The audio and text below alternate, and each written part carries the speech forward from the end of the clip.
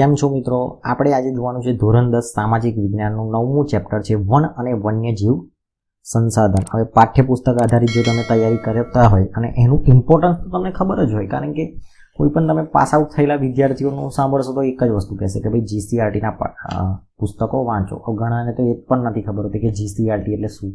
એટલે ભાઈ પાઠ્યપુસ્તક છે 6 થી 10 ધોરણના જે ચોપડીઓ છે સામાજિક વિજ્ઞાન એ બધું, તો એની વાત કરે છે. અને તમે ભલે ના વાંચવું હોય તો કંઈ નહીં, પણ એકવાર તમે ખાલી જુઓ એને કે ચેપ્ટરમાં શું આપેલું છે ને એક્ઝામમાં પૂછાય છે કે નથી પૂછાતું. ખાલી એકવાર ખાલી એને સ્વાઇપ કરીને પણ જોઈ લેશો તો તમને ઇમ્પોર્ટન્સ એનું ખબર પડી જશે. તો આજે આપણે જોવાનું છે 9મું ચેપ્ટર વન અને વન્યજીવ સંસાધન. તો એની અંદર આપણે શું શું જોવાના છે પહેલાં એ જોઈ લઈએ કે જંગલોનું વર્ગીકરણ, વહીવટી દ્રષ્ટિએ જંગલના પ્રકાર છે, માલિકીના આધારે છે, બરાબર છે, નિવર્ણનીય અસરો શું છે, પછી વન સંરક્ષણના ઉપાયો શું શું છે, વૈવિધ્ય વન્યજીવન શું છે, લુપ્ત થતું વન્યજીવ શું છે, વન્યજીવોનું વિનાશના કારણો શું શું છે, પછી આવી રીતે જાણવું ગમશે ની અંદર લાલ પાંડા વિશે, બરાબર. તો આવું બધું આપણે જોશું ધીરે ધીરે, જુઓ તમે. પછી જળચર ગંગેય ડોલ્ફિન. આ ગંગેય ડોલ્ફિનનું પૂછાય છે ને કે આપણું કયું છે, શું કહેવાય એને, કે આપણા એક મિનિટ જુઓ, આપણું જળચર પ્રાણી કયું છે પૂછાય. વન્યજીવ સંરક્ષણની યોજનાઓ ઘણી બધી વાર પૂછાય છે કે વાઘ યોજના, પરિયોજના ક્યારે આવી, હાથી માટેની પરિયોજના, બરાબર, આ ગેંડા માટેની પરિયોજના, ઘડિયાળ પરિયોજના, એટલે કે એ એના જેવું જ લાગે, શેના જેવું, મગર જેવું. અભયારણ્યોની વાત કરીશું. જુઓ તો અભયારણ્યો ક્યાં ક્યાં આવેલા નથી પૂછાતું, પૂછાય જ છે ને ભાઈ, બધું પૂછાય છે અભયારણ્યો. પછી રાષ્ટ્રીય ઉદ્યાનની વાત કરીએ, જૈવ આરક્ષિત ક્ષેત્રની વાત કરીશું, જાણવું ગમશે એની અંદર બધું. આવું બધું તમારે જોવાનું. જુઓ હવે આમાં લખેલું છે ને, જુઓ કે જૈવ આરક્ષિત ક્ષેત્ર ગુજરાતમાં કેટલા છે, ભારતમાં કેટલા છે, રાષ્ટ્રીય ઉદ્યાન ને અભયારણ્ય, તો પૂછાય છે. હા ભાઈ, પૂછાય જ છે. તો આજે આપણે આ જોવાનું છે કે વન્યજીવો અને વનોની વાત કરીશું, અને આ બધા અલગ અલગ જે સંરક્ષણ માટેના જે પગલાં સરકારે લીધેલા છે એ જાણીશું, કારણ કે એ પણ પૂછાય, બરાબર છે. તો આપણે કશું છોડવાનું નહીં, સ્ટેપ બાય સ્ટેપ જેટલા ચેપ્ટર હોય એટલા 1 બાય 1 લેતું જવાનું. આપણી પાસે ટાઈમ પણ છે, બરાબર છે. ઘણા બધા કે ટાઈમ નથી ને આમ નથી તેમ નથી. ભાઈ 5 વર્ષથી પરીક્ષા તો લેતા નથી, તમે શું કરો કે શાંતિથી ડીપમાં તૈયારી કરો, બરાબર છે, તો તમને પણ મજા આવશે. વન અને વન્યજીવ સંસાધન. માનવનું અસ્તિત્વ, પ્રગતિ અને વિકાસ સંસાધનોને આભારી છે. આદિકાળથી કુદરત પાસેથી વિભિન્ન ચીજો મેળવીને આપણે આપણી જરૂરિયાતોને પૂર્તિ કરતા આવ્યા છે, જેમાં જંગલોનું અતિ મહત્વનું સંસાધન લેખાય છે. જંગલોનો સામાન્ય અર્થ વૃક્ષો, ઝાંખરા કે ઘાસનો સમુચ્ચય કુદરતી વનસ્પતિમાં એ જ વનસ્પતિ સમાવી શકાય જેનો ઉછેર માનવીની સહાય વિના કુદરતી રીતે થતો હોય, તેને અક્ષત વનસ્પતિ કહેવાય છે. અક્ષત વનસ્પતિ શું? તો કે ભાઈ કુદરતી વનસ્પતિમાં એવી વનસ્પતિને સમાવી શકાય કે જેનો ઉછેર માનવીની સહાય વગર થતો હોય કુદરતી રીતે, એને શું કહેવાય? અક્ષત વનસ્પતિ કહેવાય. એટલે એની જાતે ઉગે, માનવનો કોઈ રોલ ના હોય એમ. ભારતમાં આ પ્રકારની વનસ્પતિ હવે માત્ર હિમાલય, સુંદરવન અને થરના રણના દુર્ગમ વિસ્તારોમાં જોવા મળે છે. જંગલોનું વર્ગીકરણની વાત કરીએ તો આ વર્ગીકરણ જુદી જુદી દ્રષ્ટિએ કરવામાં આવે છે. આબોહવાને આધારે જંગલોના પ્રકારો તમે ધોરણ 9માં શીખી ગયા છો. આપણે ઓલરેડી મૂકેલું છે ચેપ્ટર, જોવું હોય તો જોઈ શકશો તમે. અહીં આપણે વહીવટી તથા માલિકીની વ્યવસ્થાપનની દ્રષ્ટિએ તથા પડતા જંગલોના 3 પ્રકાર જાણીશું. જંગલોના કયું વર્ગીકરણ છે? 3 પ્રકારે. વહીવટની દ્રષ્ટિએ 3 પ્રકાર પાડેલા છે. અનામત જંગલ, જો આમાં પણ અનામત આવ્યું. અનામત જંગલ એટલે રિઝર્વડ ફોરેસ્ટ. આ પ્રકારના જંગલો સીધા સરકારી તંત્રના નિયંત્રણમાં હોય છે. એમાં લાકડા કાપવા કે વીણવા, પશુ પરચરણ માટે પ્રવેશ કરવાની મનાઈ હોય છે. સંરક્ષિત જંગલો એટલે કે પ્રોટેક્ટેડ ફોરેસ્ટ. આ પ્રકારની જંગલોની દેખભાળ સરકારી તંત્ર દ્વારા કરાય છે. વૃક્ષોને હાનિ પહોંચાડ્યા સિવાય લાકડા વીણવાની અને પશુચરણની સ્થાનિક લોકોને છૂટ અપાય. આ સંરક્ષિત કહેવાય. અનામત એટલે કોઈ જ નહીં, બસ. અને સંરક્ષિત એટલે ભાઈ તમારે ચરાવવું હોય, પશુચરણ કરવું હોય તો કરી શકે, પણ નજીકના લોકો, સ્થાનિક લોકો. અવર્ગીકૃત જંગલો એટલે અનક્લાસિફાઈડ ફોરેસ્ટ. આ પ્રકારના જંગલોનું વર્ગીકરણ હજુ સુધી થયું નથી. અહીં વૃક્ષો કાપવા તથા પશુચરણ પર કોઈ પ્રતિબંધ નથી. પછી માલિકી, વહીવટી અને વ્યવસ્થાપનની દ્રષ્ટિએ જંગલોના પ્રકાર. ભારતમાં જંગલોને માલિકી, વહીવટી અને વ્યવસ્થાપનની દ્રષ્ટિએ નીચે મુજબ 3 વિભાગમાં વહેંચવામાં આવે છે. રાજ્ય માલિકીનું જંગલ એટલે કે સ્ટેટ ફોરેસ્ટ. આ પ્રકારના જંગલો પર નિયંત્રણ રાજ્ય કે કેન્દ્ર સરકારનું હોય છે. દેશના મોટાભાગના જંગલોના વિસ્તારો આ પ્રકારમાં આવે છે, રાજ્યની માલિકીનું હોય, બરાબર. એટલે એમાં શું હોય? નિયંત્રણ રાજ્યનું હોય કે કેન્દ્ર સરકારનું હોય. સામુદાયિક વન એટલે કે કોમ્યુનલ ફોરેસ્ટ. આ પ્રકારના જંગલોને સ્થાનિક સ્વરાજ્યની સંસ્થાઓ, ગ્રામ પંચાયત, નગરપાલિકા, મહાનગરપાલિકા, જિલ્લા પંચાયતનું નિયંત્રણ હોય છે એટલે સામુદાયિક વન કહેવાય. સામુદાયિક વન એવું આપણને લાગે કે કોઈ સમુદાય માટે છે, ના. જ્યારે એવું કહેવાય કે સ્થાનિક સ્વરાજ્યની સંસ્થાઓની હાથમાં હોય તો એને સામુદાયિક વન કહેવાય. ખાનગી જંગલો, પ્રાઇવેટ ફોરેસ્ટ. આ પ્રકારનું જંગલ વ્યક્તિગત માલિકીનું હોય છે. ઓડિશા, મેઘાલય, પંજાબ અને હિમાચલ પ્રદેશમાં આ પ્રકારના જંગલો જોવા મળે છે. જો કે આ પ્રકારના ઘણા ખરા જંગલોમાં ક્ષત વિક્ષત અવસ્થામાં કે કેટલાક ઉજ્જડ અવસ્થામાં આવી ગયા છે. પ્રાઇવેટ હોય, બરાબર, ખાનગી જંગલ. નિવરણીકરણ જંગલ શું છે? નિવર્ણીકરણ જંગલ એટલે શું છે એનું જોઈએ. બોલતા ના ફાવે એવું છે. સારું. જંગલ વિનાશ. નિવર્ણીકરણ એટલે જંગલોનું નષ્ટ થવું. અત્યંત ઊંચા દરે થતું આપણા દેશની નહીં પણ સમગ્ર વિશ્વની મુખ્ય સમસ્યા પૈકી એક છે. માનવીની વિકાસ યાત્રાનું પરિણામ તેને ગણાવી શકાય. જો કે કુદરતી રીતે પણ વૃક્ષો નાશ પામે છે, પણ તે માનવીના હસ્તક્ષેપ વિના થતા વિનાશની તુલનામાં નગણ્ય છે. એટલે એમાં એવું કહે છે કે જે આ જંગલનો વિનાશની આપણે જે વાત કરીએ કે ધીરે ધીરે જંગલો ઘટતા જાય છે, બરાબર, એમાં માનવી પણ એનો રોલ છે. અને પ્લસ કે એની જાતે પણ થઈ શકે છે. એવું કહે છે કે વાતાવરણની દ્રષ્ટિએ પછી જે એની અસરો શું થાય, જંગલના વિનાશની અસરો શું થાય. તો નિવર્ણીકરણ અસરો વ્યાપક રીતે અનુભવાય છે. વાતાવરણમાં કાર્બન ડાયોક્સાઇડની માત્રા વધે છે. હરિતગૃહ પ્રભાવની એટલે કે ગ્રીન હાઉસ ઇફેક્ટ અસરો વધારે ઘેરી બને છે. વૃક્ષોનું આચ્છાદન દૂર થતાં માટીના ધોવાણની ખેતીની ફળદ્રુપતાની સમસ્યા વધે છે. દ્વિકલ્પીય ભારતના જંગલોમાં મોટા પાયા પર થયેલ જંગલ વિનાશના કારણે વિસ્તાર ઘટ્યો છે. વળી અનેક સજીવોને પોતાના કુદરતી આવાસો ગુમાવ્યા છે. તેના પરિણામે વન્યજીવોનો ખોરાક અને પાણીની શોધમાં માનવ વસવાટના ક્ષેત્રો તરફ આવી ચડે છે. માંસાહારી વન્યજીવો દ્વારા જંગલની નજીકના ક્ષેત્રોમાં વસતા પશુપાલકોના પાલતુ પશુને મારણના બનાવો વધી રહ્યા છે. જો તમે જોતા હોય સમાચાર તો સૌરાષ્ટ્ર બાજુ જે આપણે ગીરનો એરિયા છે એની બાજુ શું થાય છે કે ભાઈ જે જંગલની અંદર જે જાનવરો છે એ લોકો રસ્તા પર પણ આવી જતા હોય છે અને પશુઓ જે ખાઈ જતા હોય છે. તો આવું બધું બનતું હોય છે. કેમ? કારણ કે જંગલોમાં વિનાશ થતો જાય છે. વૃક્ષો હોય ને તો એ લોકો ખાય છે, બરાબર. તો એના માટે એ લોકો ખોરાકની શોધમાં આવી જતા હોય છે. વન સંરક્ષણ અંગેના ઉપાયો.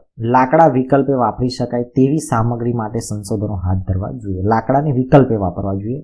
એટલે ધારો કે અત્યારે પ્લાસ્ટિક છે તો પ્લાસ્ટિકના ટેબલો ને બધું આવે છે, બરાબર. તો લાકડાનો વિકલ્પ શોધવાનો એટલે કે લાકડાનો રિપ્લેસ કરવાનો.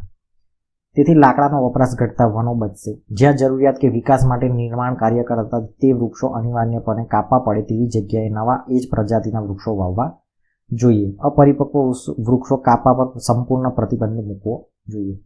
એટલે જે વૃક્ષો કાપે છે, રોડ રસ્તા જે બનાવતા હોય ત્યારે વૃક્ષો કાપી નાખતા હોય તો એ વૃક્ષો સેમ ટુ સેમ બીજે વાવવા જોઈએ એવું કહે છે. જે ઉદ્યોગો જંગલોમાંથી કાચો માલ મેળવે છે તેને ભવિષ્યની જરૂરિયાત સંદર્ભે વણીકરણ માટે ફરજ પાડવી જોઈએ. ઇકો ટુરિઝમના વિકાસ માટે નામે જંગલની સ્થિતિના જોખવાય તે માટે કડક રીતે નિયમન કરવું. સ્થાનિક લોકોમાં આ અંગે વ્યાપક જનજાગૃતિ કાર્યક્રમોનું આયોજન કરવું. શાળા કોલેજોમાં શીખવાતા પાઠ્યક્રમો આ અંગેની વિગતો સમાવવી અને વન સંરક્ષણ વિશે જરૂરિયાતો સમજાવવી. ઘાસચારો અને બળતણ માટેની જરૂરિયાત માટે સામાજિક વણીકરણ એટલે સોશિયલ ફોરેસ્ટ્રી અને કૃષિ વણીકરણ જે આયોજનબદ્ધ રીતે પ્રોત્સાહન પગલાં ભરીને સઘન વિસ્તારવા. બળતણની જરૂરિયાતો લાકડા વપરાશને બદલે સૌર ઉર્જા, કુદરતી વાયુ વગેરે વિકલ્પો અપનાવવા જોઈએ. વન સંસાધનોનો કરકસરભર્યો ઉપયોગ કરવો. કીટકોથી ક્ષતિગ્રસ્ત થયેલા વૃક્ષોને દૂર કરવાની અન્ય તંદુરસ્ત વૃક્ષો વિકાસની પ્રક્રિયા ઝડપી બને છે. દાવાનળથી જંગલોને ભારે નુકસાન થાય છે. તેના શમન માટે રાષ્ટ્રીય સ્તરે અલાયદું તંત્ર કે દળ ઊભું કરવું જોઈએ. એટલે દાવાનળ એટલે જંગલમાં જે આગ લાગી જાય છે એનાથી તો બહુ જ નુકસાન થાય છે. તો એ ના થવું જોઈએ. એના માટે શું કરવું જોઈએ? એક તંત્ર એવું ઊભું કરવું જોઈએ. જેવું કે ફાયર ડિપાર્ટમેન્ટ કેવું હોય છે એવી રીતે ફાયર સ્પેશિયલ જંગલ માટે પણ એવું કંઈક બનાવવું જોઈએ. જંગલ ક્ષેત્રમાં આવેલા ધાર્મિક આસ્થા કેન્દ્રો પર ભરાતા મેળા યોજાતા ભંડારા કે પરિક્રમાઓ સમયે પરિવહનની સુવિધા વધતા તેના પ્રવાસ સુગમ તથા હજારો યાત્રિકો પહોંચે છે. તે સમયે થતો કચરાનો યોગ્ય નિકાલ ન થતા જંગલ પ્રદૂષિત થાય છે. પશુચારણ માટે અલાયદા વિસ્તારો રાખવા જોઈએ. એટલે કે જે ટુરિઝમ માટે અમુક જંગલો તમે જોશો તો બનાવેલા છે, બરાબર. ઇકો ટુરિઝમના નામ પર ચાલે છે બધા ધંધા. તો તો એ કેવું હોવું જોઈએ કે ત્યાં આગળ કચરો ના ફેંકવો જોઈએ, એવું બધું થોડુંક સ્ટ્રિક્ટલી હોવું જોઈએ જેથી એને નુકસાન ના થાય. વૈવિધ્યસભર વન્યજીવ. ભારતમાં આબોહવા અને ભૂપૃષ્ઠની દ્રષ્ટિએ ઘણી વિવિધતા જોવા મળે છે. આ ભૌગોલિક વૈવિધ્યતાના કારણે જીવજંતુઓ, પશુ પક્ષીઓ અને વનસ્પતિ વિવિધતા જોવા મળે છે. વિશ્વમાં પશુ પક્ષીઓની લગભગ 15 લાખ જેટલી પ્રજાતિઓ છે. વિચારો તમે, વિશ્વની અંદર પશુ પક્ષીઓની જે જાતિઓ છે કેટલી છે? 15 લાખ જેટલી છે. તેમાંથી 81,251 જેટલી પ્રજાતિઓ ભારતમાં જોવા મળે છે. 15 લાખ જેટલી વિશ્વમાં, ભારતની વાત કરીએ તો 81,251 જેટલી. જૈવ વિવિધતાની દ્રષ્ટિએ જોઈએ તો ભારત વિશ્વમાં 12મા સ્થાને છે. 12મા સ્થાને છે કે શેના માટે? જૈવ વિવિધતાના આધારે. ભારતમાં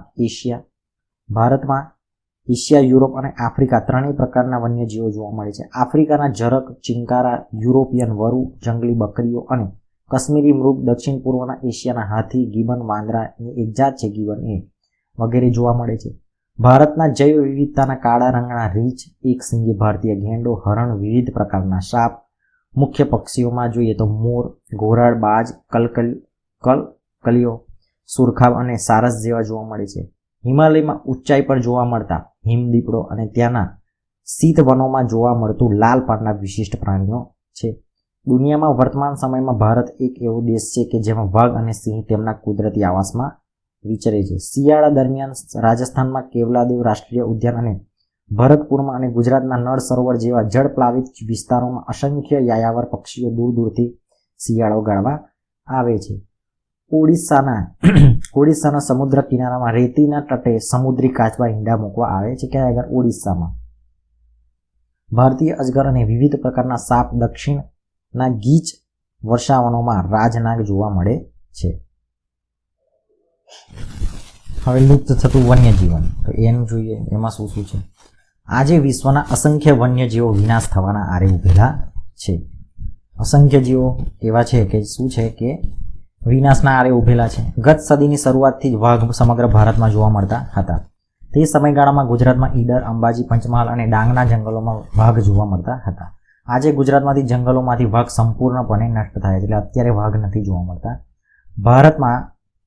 ભારતના જંગલોમાંથી ચિત્તો નષ્ટ થઈ ચૂક્યો છે. અગાઉ ભારતના જંગલમાં સહજ જોવા મળતા અનેક પક્ષીઓની જાતિઓ હવે ભાગ્યે જ નજર પડે છે. એમાં ગીધ હોય, ગુલાબી ગરદનવાળી બતક હોય, સારસ, ઘોળ વગેરે ભવિષ્યમાં લુપ્ત થવાની તૈયારીમાં છે. જો ગુજરાતની વાત કરીએ તો લુપ્ત થતું એવું કે ને તો વાઘ, અને ભારતની વાત કરીએ તો ચિત્તો. આ બે શું છે? હવે નષ્ટ થઈ ચૂક્યા છે, એટલે પતી ગયો એમનો કેસ, ખલાસ થઈ ગયો, અત્યારે નથી જોવા મળતા એમ. પછી અને આ પક્ષીઓની વાત કરેલી છે, બરાબર. આ બધા શું છે કે હવે વિનાશ થવાના તૈયારીમાં જ છે એમ. પૂર્વોત્તરના અરુણાચલ પ્રદેશમાં એક સમયે વ્યાપક પ્રમાણમાં જોવા મળતા મોટા ચિત્રોલ આજે સરળતાથી જોવા મળતા નથી. નદીઓના મીઠા પાણીમાં જોવા મળતા ઘડિયાળ એટલે મગરની એક પ્રજાતિ છે, અને ગંગેય ડોલ્ફિન અસ્તિત્વ આજે ભારે સંકટ છે. ઓડિશા, ગુજરાત વગેરે રાજ્યોના સમુદ્રના કિનારે ઈંડા મૂકવા આવતા સમુદ્રી કાચબાઓની સંખ્યામાં સતત ઘટાડો નોંધાયો છે. એક સમયે ગુજરાતની નર્મદા, તાપી, મહી અને સાબરમતી સહિતની નદીઓમાં જોવા મળતી જળબિલાડી તે ક્ષેત્રોમાં લગભગ લુપ્ત થવાના આરે છે. આ સ્થિતિ અંગે આપણે ગંભીરતાથી વિચારવાનો સમય પાકી ગયો છે. એટલે આ કહે છે કે ભાઈ આટલું બધું વિનાશ થવાના આરે છે. વિનાશ થવાના કારણો શું છે? આ જે વન્યજીવોનો વિનાશના કારણો એવા તો શું છે એમ? તો જંગલ ક્ષેત્રોમાંથી ઘાસભૂમિ અને જળપ્લાવિત વિસ્તારોમાંથી માનવીય દખલનો વન્યજીવોનો પ્રાકૃતિક આવાસો જોખમાય છે. એટલે જે વન્યજીવોનું જે રહેઠાણનું સ્થળ જ ના હોય તો રહે ક્યાં? સમજ્યા તમે? માનવીય દખલથી શું થાય? ઘાસ ઓછું થઈ જાય, જંગલોમાંથી વૃક્ષો ઓછા થઈ જાય, બરાબર. તો એ બધું જંગલ ઓછા થાય એટલે સીધી વસ્તુ છે, વન્યજીવોનું નુકસાન થવાનું છે. જંગલોનો વિનાશ પ્રાકૃતિક અસંતુલન માટે સૌથી વધારે કારણભૂત છે. તેની છેવટની અસર વન્યજીવોની સંખ્યામાં ઘટાડો કરે છે. વાળ, ખાલ, હાડકાં અને શિંગડા જેવા નખ મેળવવાના કે શોખથી થતો શિકાર પણ જવાબદાર છે. એટલે અમુક પાસે શોખીનો તો એનાથી પણ નુકસાન થાય. મનુષ્યના લોભ લાલચથી કરાતું જંગલોનું અતિદોહન, સડકો, બહુહેતુક યોજનાઓનું નિર્માણ, ખનિજ ખનન, નવી વસાહતો કે શહેરોનું વિસ્તરણ વન્યજીવોના નિર્વાસિત કરે છે. એટલે એના આવાસોનું નુકસાન પહોંચાડે છે. કોણ? માનવીઓ પોતાનું બધું બનાવતા જાય, એમને નુકસાન કરતા જાય. ઘાસચારો, બળતણ કે પશુચરણ માટે જંગલો પણ દબાણ વધી રહ્યું છે. જંગલોની આગ અનેક પ્રજાતિને ભડકી જાય છે. આ આગ જો બચ્ચા ઉછેરવા કે ઈંડા સેવવાના ગાળામાં લાગે ત્યારે વન્ય પ્રાણીઓની સંખ્યામાં ઘણી મોટી નકારાત્મક અસરો ઊભી કરે છે. હવે માની લો કે ધારો કે શિયાળામાં બચ્ચા એટલે ઈંડા મૂકવાની એમની ઋતુ હોય અને એમાં આગ લાગી ગઈ, બરાબર છે, તો શું થાય કે એમને એ તો માળામાં જ હોય તો એ તો બધું નષ્ટ જ થઈ જાય ને, પોતે ઉડી જાય જે પક્ષીઓ, પણ જે એના ઈંડા મૂકેલા હોય તો બધું સળગી જાય. એટલે એની અને પ્રાણીઓમાં પણ સિમિલર એવું થાય. પ્રાણીઓ નાનું બચ્ચું હોય તો એ પણ ક્યાં ભાગવાનું છે, તો મરી જાય. તો એના કારણે શું થાય, મોટા પ્રમાણમાં વન્યજીવોની સંખ્યામાં અસર થાય છે. પોતાના કુદરતી નિવાસ નષ્ટ થવાથી બેઘરની વન્ય ક્ષેત્રમાંથી આવી ગયેલા પ્રાણીઓ માનવી સાથેની અથડામણોને ક્યારેક જીવ ગુમાવે છે. એટલે જ્યારે કહેવાય કે રોડ રસ્તા ઉપર આવી જાય તો મૃત્યુ પામી જાય. પ્રાણી જ ઔષધિઓ કે સુગંધી દ્રવ્યો મેળવવા માટે કરાતો શિકાર તે પ્રજાતિ વિલુપ્ત થવાના આરે લાવી દે. પ્રાણીઓની ઔષધિઓ કે સુગંધી દ્રવ્યો મેળવવાના કારણે. જાણવું ગમશે એની અંદર છે લાલ પાંડા. ભારતમાં પૂર્વ હિમાલયના શીત વનોમાં જોવા મળે છે. તેનો ખોરાક વાંસની કૂપળો છે, ઈંડા, નાના પક્ષીઓ, જીવજંતુઓ વગેરે છે. તે દિવસ દરમિયાન ઓછું સક્રિય રહે છે. ભારત ઉપરાંત ચીન, નેપાળ, ભૂતાન અને મ્યાનમારમાં તેની વસ્તી છે. આ લાલ પાંડા જો ફોટોમાં આપેલો લાલ પાંડા. પછી છે વન સંરક્ષણ માટેના ઉપાયો. વન્ય જીવના, બરાબર, એટલે પેલામાં જે વન્ય ક્ષેત્રની વાત કરી એવી રીતે જ આની અંદર કે એના સંરક્ષણ માટે શું શું કરવું જોઈએ. જંગલો માટે આપણો દ્રષ્ટિકોણ અને માનસિકતા બદલવાની જરૂર છે. આપણે તેને આવક માટેનો અખૂટ સ્ત્રોત માણીએ એ ભૂલ ભરેલું છે. તેનું સંરક્ષણ થવું જોઈએ, તો જ વન્યજીવો માટેના કુદરતી આશ્રય સ્થાનો બચશે. જંગલોમાં તૃણાહારીઓ અને માંસાહારીઓ પ્રાણીઓની સંખ્યાનું સંતુલન જાળવવું અને તે માટે જંગલના જળ સ્ત્રોતોની જાળવણી અને પાલતુ પશુચરણ પર પ્રતિબંધ જેવા પગલાં ભરવા. શિકાર ડામવા કડક કાયદા અને તેને સખ્તાઈથી અમલ કરવો જોઈએ. જંગલોમાં થતા ગેરકાયદેસર ખનન કાર્ય પ્રતિબંધ ભંગ માટે કડક સજા અને દંડની જોગવાઈ કરવી જોઈએ. વન્યજીવોના પ્રજનન કાળમાં તેને ખલેલ ન પહોંચાડે તેવી વ્યવસ્થા ગોઠવવી જોઈએ. એટલે એનો પ્રજનન જે કાળ હોય એમાં જે કહેવાય કે માનવીનો હસ્તક્ષેપ ના થવો જોઈએ અને એમને ડિસ્ટર્બન્સ ના થવું જોઈએ. જંગલ ક્ષેત્રોમાં થતી માછીમારી, વન્ય પેદાશ એકત્રીકરણ કે પ્રવાસન વન્યજીવો પર પડનારી અસરોનો અભ્યાસ કરીને એ મુજબ પગલાં ભરવા જોઈએ. સમાજમાં વ્યાપકપણે જનજાગૃતિના કાર્યક્રમો કરવા જોઈએ. જવાબદાર નાગરિકો જૂથોએ વન્યજીવ સંરક્ષણ માટે તંત્ર જો શિથિલ હોય તો તેના ઉપર દબાણ કરી આ કામગીરીને પ્રાથમિકતા અપાવી જોઈએ. નાગરિકોએ પણ જો સરકારી તંત્ર ના કામ કરતું હોય તો એમના પર પણ દબાણ કરવું જોઈએ. આટલું જાણવું ગમશે ની અંદર મસ્ત આપેલું છે ડોલ્ફિન વિશે. જળચર ગંગે ડોલ્ફિન એટલે નદીઓની ડોલ્ફિન, ગંગાઝ રિવર ડોલ્ફિન. તો ભારતની ગંગા બ્રહ્મપુત્ર નદીમાં જોવા મળતી ગંગેય ડોલ્ફિન મીઠા પાણીની પ્રજાતિ છે. તે સામાન્ય રીતે ઊંડા અને શાંત વહેણવાળા નદી પ્રવાહના ક્ષેત્રોમાં વસે છે. દુનિયાના અત્યંત ગીચ વસ્તી ધરાવતા પ્રદેશોમાં વહેતી ગંગા નદીમાં જોવા મળે છે. નદીમાં છોડવામાં આવતું ગંદુ પાણી, નિર્વણીકરણ થતું કાપનું પુરાણ, મત્સ્ય ઉદ્યોગ, નદીમાં થતું વહાણવટું, ઔદ્યોગિક કચરો વગેરેને કારણે અસ્તિત્વ સામે ખતરો ઊભો થયો છે. ભારતમાં ગંગા બ્રહ્મપુત્ર સિવાય ચંબલ નદીમાં પણ તેની અત્યંત અલ્પ વસ્તી બચી છે. તે વારંવાર શ્વાસ લેવા માટે સપાટી પર આવી સૂસુ અવાજ કરતી હોવાથી સ્થાનિકો તેને સોસ, સુસુ, સુઈસ એવા નામે પણ ઓળખે છે. આપણા પાડોશી દેશો બાંગ્લાદેશ અને નેપાળની નદીઓમાં પણ તે વસે છે. હાલમાં ગંગા ડોલ્ફિન અસ્તિત્વ માટે ખતરો ઊભો થયો છે. આ ગંગા ડોલ્ફિનની વાત કરી, બરાબર. તો આવી રીતે એને હવે ઔદ્યોગિક કચરો નાખતા હોય, બધું અંદર જતું હોય તો પછી કઈ રીતે એનું સર્વાઈવ કરી શકે. વન્યજીવન સંરક્ષણની યોજનાઓ માટે આપણે જોઈએ તો ભારતમાં વન્યજીવોના સંરક્ષણ માટે કેટલીક ખાસ યોજનાઓ અમલમાં મૂકવામાં આવી છે. આ યોજના અંતર્ગત સંકટમાં આવી પડેલી પ્રજાતિઓ અને નજીકના ભવિષ્યમાં લુપ્ત થવાનો ભય હોય એવી પ્રજાતિઓના સંરક્ષણ માટે ખાસ યોજનાઓ શરૂ કરવામાં આવી છે. એમાંથી કેટલીક મહત્વની યોજનાઓ આપણે ટૂંકમાં પરિચય મેળવીએ. ઘણી બધી યોજનાઓ છે, એમાંથી જે મેઇન છે એ આપણે જોઈએ તો વાઘ પરિયોજના. જો વાઘ પરિયોજના સિમ્બોલ આપેલો વાઘનો. એક અંદાજ મુજબ 20મી સદીની શરૂઆતમાં ભારતના જંગલોમાં લગભગ 40,000 કરતાં પણ વધારે વાઘનો ઉલ્લેખ છે. અનિયંત્રિત ગેરકાયદેસર થતા શિકાર અને નિવર્ણીકરણ, આ શું છે ઘડી ઘડી આવે છે ને, નિવર્ણીકરણ પરિણામે એટલે કે વિનાશના કારણે, એમ જંગલોનો વિનાશ, આનો મતલબ એવો થાય. એટલે કે અનિયંત્રિત ગેરકાયદેસર થતા શિકાર અને જંગલોના વિનાશના પરિણામે વાઘના અસ્તિત્વ માટે બહુ જ મોટો ખતરો ઊભો થયો છે. તે સંજોગોમાં 1971માં વાઘના બચાવ હેતુથી આ પરિયોજના શરૂ કરાઈ, જે મુજબ વાઘના કુદરતી આવાસોને સુરક્ષિત રાખવા અને તેનું પર્યાવરણીય સંતુલન જાળવવા રાષ્ટ્રીય સ્તરેથી શ્રેણીબદ્ધ પગલાં લેવામાં આવ્યા. અત્યારે દેશમાં કુલ 44 જેટલા ક્ષેત્રોમાં આ યોજના કાર્યરત છે. એટલે 44 જેટલા ક્ષેત્રોમાં આમાં ખાલી એક જ યાદ રાખવાનું કે વાઘ પરિયોજના કાર્ય 1971માં આ ખાસ. એટલે આ યોજના જે વાઘ પરિયોજના છે એ ખાસ યાદ રાખવાનું કે ક્યારે છે 1971ની અંદર. એમાં એટલું મોસ્ટ ટાઈમથી કહી શકાય. હવે દીપડાની વાત કરીએ, આ જાણવું ગમશે એની અંદર. દીપડા એ બિલાડી કુળનો છે. સિંહ અને વાઘની તુલનામાં નાનું કદ ધરાવે છે. દીપડો શું છે? બિલાડી કુળનો. તેની વસ્તી સમગ્ર ભારતમાં જોવા મળે છે. તેને સંપૂર્ણ કાળા રંગના પણ જોવા મળે છે. એટલે દીપડા આવા પણ હોય અને સંપૂર્ણ બ્લેક પણ હોય. ગુજરાતના જંગલોમાં તે મોટી સંખ્યામાં છે. તે અવારનવાર માનવ વસ્તીમાં આવી ચડે છે અને લોકો મોટે ભાગે જાણકારીના અભાવે તેને ચિત્તા નામે ઓળખે છે. એટલે ચિત્તો અને દીપડો તમને સરખો જ લાગે, બરાબર છે, પણ આ દીપડો જે વધારે પ્રમાણમાં જોવા મળે છે આ દીપડો હોય આવો. પછી હાથી પરિયોજના 1992ની અંદર. હાથી પરિયોજના 1992ની અંદર, પેલું 1971ની અંદર. આવું યાદ રાખવાનું.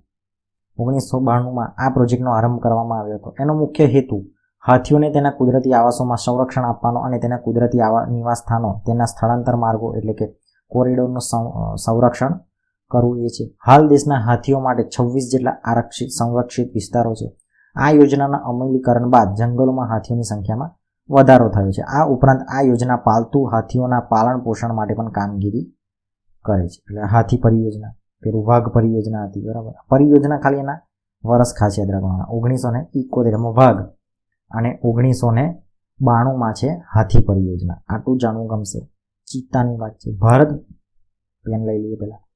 ચિત્તો તો ભારતના જંગલોમાંથી સંપૂર્ણ નામશેષ થયેલ છે. હાલ તે કુદરતી આવાસોમાં માત્ર આફ્રિકા ખંડમાં જોવા મળે છે. ભારતમાં તે બંધનાવસ્થા કે શું છે? બંધનાવસ્થા એટલે કે પ્રાણી સંગ્રહાલયમાં જોવા મળે છે. શું? ચિત્તો. ગેંડા પરિયોજના. આ પરિયોજનામાં એક સિંગી ભારતીય ગેંડાના સંરક્ષણ માટે બનાવવામાં આવી છે. ભારતમાં મોટાભાગે ગેંડા અસમ રાજ્યમાં જોવા મળે છે. આ ઉપરાંત પશ્ચિમ બંગાળ સુંદરવનમાં તે જૂજ સંખ્યામાં મળી આવે છે. ભારતમાં રાઇનો વિઝન નામ છે. 2020ની વ્યૂહરચના મુજબ ભારતીય ગેંડાની સંખ્યા 3000 લઈ જવાનો લક્ષ્યાંક રખાયો છે. 3000 લઈ જવાના ગેંડા, એમ 3000 જેટલી સંખ્યા કરવાની. એનું ભારતનું શું છે? આ વિઝન છે. શું નામ છે એનું? રાઇનો વિઝન. એક સિંગી ભારતીય ગેંડો. જો ફોટો પણ આપેલો છે, ફોટા આપેલા એટલે થોડું ઇન્ટરેસ્ટ રહે, તમને મજા આવે. એક સિંગી ભારતીય ગેંડો અસમના બ્રહ્મપુત્રના દલદલના ક્ષેત્રો, બંગાળના સુંદરવનના વિસ્તારોમાંથી જોવા મળે છે. તેના શિંગડામાંથી દવા બનાવવા તેનો શિકાર થાય.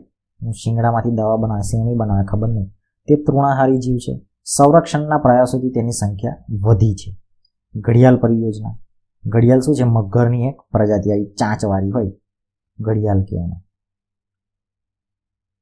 મીઠા પાણીમાં જોવા મળતા મગરોની પ્રજાતિ. મીઠા પાણીમાં જોવા મળતી મગરોની આ પ્રજાતિ 1970ના દાયકામાં લુપ્ત થવાને આરે હતી.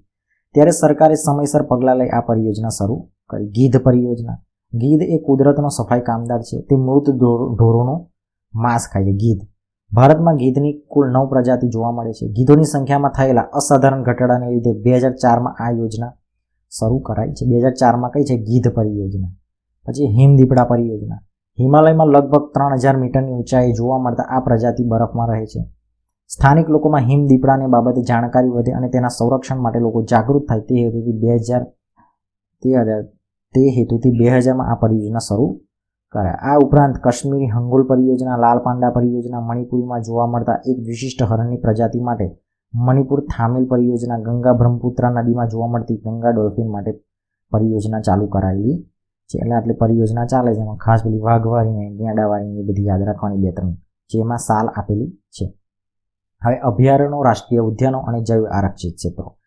બધામાં લોકો કન્ફ્યુઝ થાય કે આમાં શું અને આમાં શું, તે આપણે જોઈ લઈએ, તે પણ દૂર થઈ જાય. વન્યજીવોના સંરક્ષણ હેતુસર અભયારણ્ય, રાષ્ટ્રીય ઉદ્યાન અને જૈવ આરક્ષિત ક્ષેત્રોની સ્થાપના કરવામાં આવે છે. આ ત્રણેય શબ્દો એકબીજાના પર્યાય જેવા લાગે, પરંતુ એમાં તફાવત છે. આપણે એનો પરિચય મેળવીએ. લાગે સેમ ભાઈ, અભયારણ્ય ને બધું, પણ અલગ અલગ છે, બરાબર. અભયારણ્યની વાત કરીએ. અભયારણ્ય એટલે શું? તો કે ચોક્કસ મર્યાદામાં માનવ પ્રવૃત્તિઓને અનુમતિ આપવામાં આવે. ચોક્કસ મર્યાદામાં સત્તાધિકારી પાસેથી અનુમતિ મેળવ્યા બાદ પાલતુ પશુઓને ચરાવવાની છૂટ મળી શકાય છે. વન્યજીવ અભયારણ્યની સ્થાપના કોઈ એક વિશેષ પ્રજાતિના સંરક્ષણ માટે કરાય છે. અભયારણ્યની સ્થાપના રાજ્ય સરકાર દ્વારા જરૂરી પ્રક્રિયા દ્વારા કરી શકાય છે. પેરિયાર, ચંદ્રપ્રભા, ઇતુર નાગરમ અભયારણ્ય જાણીતા અભયારણ્યો છે. અભયારણ્ય એટલે શું? સિમ્પલ વસ્તુ, રાજ્ય સરકાર ઈચ્છે તો બનાવી શકે, બરાબર છે. અને કોઈ પણ એક, જો અહીંયા લખેલું છે ને કે માનવ પ્રવૃત્તિઓની થોડી ઘણી અનુમતિ હોય, એટલે સ્ટ્રિક્ટ ફૂલ ના હોય કે ફૂલ જવા જ નહીં દેવાનું, એવું નહીં, જવા દે. પશુચરણ માટે પણ હોય છે, બરાબર છે. અને વન્યજીવ અભયારણ્યની સ્થાપના કોઈ એક વિશેષ પ્રજાતિ માટે હોય. કેવું? કોઈ એક વિશેષ પ્રજાતિ માટે. અહીંયા મેપમાં પણ આપેલું છે, જુઓ, મુખ્ય રાષ્ટ્રીય ઉદ્યાનો અને અભયારણ્યો. એમાં આપણે વેળાવદર દેખાય છે અને નળ સરોવર વાળું દેખાય છે, જેસોર દેખાય છે ગુજરાતનું. આ બધા છે, જુઓ, બધા આપેલા છે. આ ગોલ બધા દેખાય એ વન્યજીવ અભયારણ્ય છે. પક્ષી અભયારણ્ય સ્ટાર વાળું છે અને રાષ્ટ્રીય ઉદ્યાન ત્રિકોણ વાળું છે, બરાબર. એમાં આપણે રાષ્ટ્રીય ઉદ્યાન આપણા છે ને, દરિયાઈ રાષ્ટ્રીય ઉદ્યાન છે, ગીર વાળું છે, વેળાવદર વાળું છે, ભાવનગર વાળું. વેળાવદર એટલે નળ સરોવર આપણું અમદાવાદ સુરેન્દ્રનગરની બોર્ડર પર છે, બરાબર. એ પક્ષી અભયારણ્ય છે. એવી રીતે આ બધું આપેલું છે. આ થોડું શાંતિથી એકવાર જોઈ લેવાનું. આ કાજીરંગા ઘણી બધી વાર પૂછાઈ ગયેલું છે, કાજીરંગા, બરાબર. આ બધું જોવાનું. પછી છે રાષ્ટ્રીય ઉદ્યાન. અભયારણ્ય જોયું, એમાં શું પશુચરણની છૂટ હોય ને પરમિશન લેવી પડે, મતલબ કે, બરાબર છે. અને શું હોય કે કોઈ એક માટે સંરક્ષિત કરેલું. રાષ્ટ્રીય ઉદ્યાનમાં શું છે? તો અભયારણ્યની તુલનામાં આ વધારે સંરક્ષિત ક્ષેત્ર છે. અભયારણ્યની તુલના કરીએ તો એના કરતાં આ વધારે સંરક્ષિત કહેવાય. તેમાં એકથી વધારે પરિસ્થિતિકી તંત્ર સમાવિષ્ટ હોય છે. પાલતુ પશુને ચરાવવા પર સંપૂર્ણ પ્રતિબંધ હોય છે. અભયારણ્યની જેમ તે કોઈ એક વિશેષ પ્રજાતિ પર કેન્દ્રિત હોતું નથી. એટલે બધા કોઈ એક વિશેષ પ્રજાતિ માટે નહીં, આખું રાષ્ટ્રીય ઉદ્યાન એટલે ત્યાં આગળ પશુચરણ પર સંપૂર્ણ પ્રતિબંધ. એમ તેની સ્થાપના રાજ્ય કે કેન્દ્ર સરકારના સંકલનથી કરાય છે. એટલે એ ખાલી રાજ્ય સરકાર નહીં, કેન્દ્ર સરકારનું પણ સંકલન એમાં જરૂરી છે.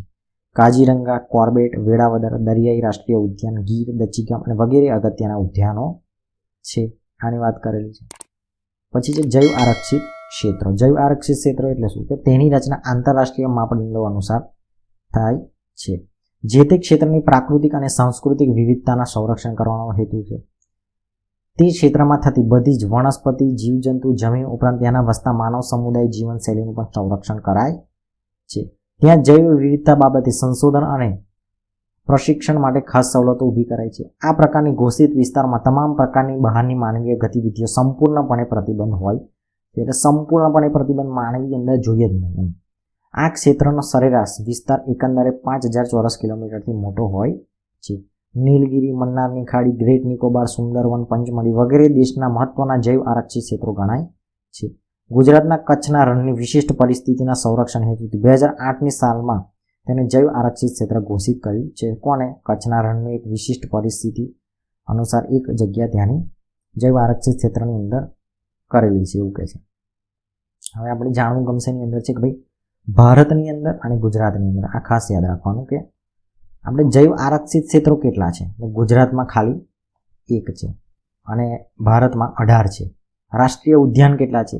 ભારતની વાત કરીએ તો 103 છે, આપણે ગુજરાતમાં ખાલી 4 છે. અભયારણ્યની વાત કરીએ 531 ભારતમાં છે અને 23 આપણે ગુજરાતમાં છે. એટલે આપણે ખાસ ગુજરાત પર ફોકસ વધારે કરવાનું કે ગુજરાતમાં રાષ્ટ્રીય ઉદ્યાન કેટલા? 4, અભયારણ્ય કેટલા? 23 અને જૈવ આરક્ષિત ક્ષેત્ર કેટલું? 1. વિકાસની પ્રક્રિયા પણ અનિવાર્ય છે, પણ સાથે સાથે આપણે સમગ્ર જીવસૃષ્ટિ પર પડનારા દુષ્પ્રભાવોની અસરો પણ આયોજન દરમિયાન ખ્યાલ રખાય તે અત્યંત જરૂરી છે. કોઈ એક પ્રજાતિ જ્યારે સંપૂર્ણ નષ્ટ થઈ જાય કે સંકટમાં આવે ત્યારે આહાર શૃંખલામાં પડતી ખલેલના પરિણામો ઘણા બધા દૂરવર્તી હોય છે. સમગ્ર આહાર શૃંખલામાં દરેક જીવ જંતુની ચોક્કસ ભૂમિકા હોય છે. જો કોઈ નષ્ટ થાય તો આખા માળખામાં ભારે વિક્ષેપ અનુભવાય છે. આહાર શૃંખલામાંથી એકાદ સજીવ દૂર થતાં લાંબા ગાળે તેના પરિણામ સમગ્ર નૈસર્ગિક તંત્ર તૂટી પડે છે. મનુષ્ય સુધી આ અસરો મોડી પહોંચે છે. તેથી આપણે આજે વધારે સજાગ નથી.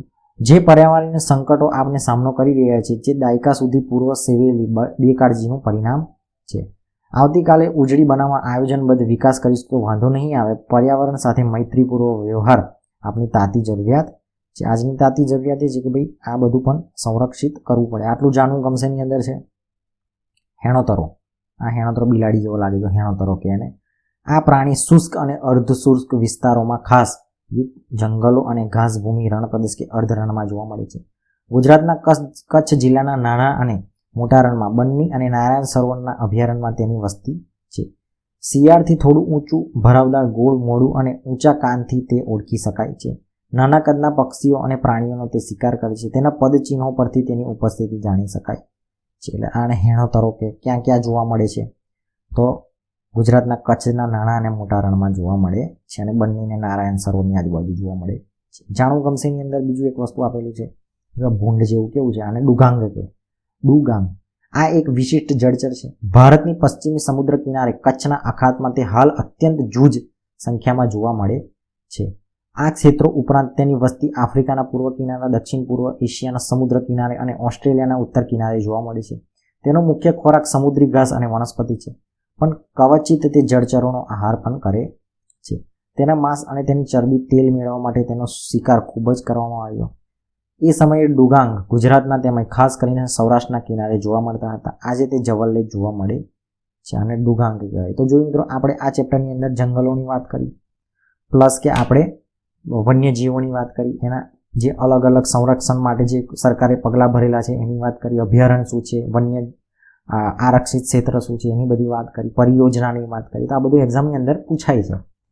તો આવી જ રીતે જો તમે પાઠ્યપુસ્તક આધારિત તૈયારી કરવા માંગતા હોય, એટલે કે ચેપ્ટર બાય ચેપ્ટર, સામાજિક વિજ્ઞાન હોય, ગુજરાતી હોય કે વિજ્ઞાન અને ટેકનોલોજી, દરેક સબ્જેક્ટના આપણે આવી રીતે વિડીયો મૂકવાના છે. જો તમને ગમે તો ચેનલને સબસ્ક્રાઈબ કરી શકો છો. મળીશું નેક્સ્ટ વિડીયોમાં.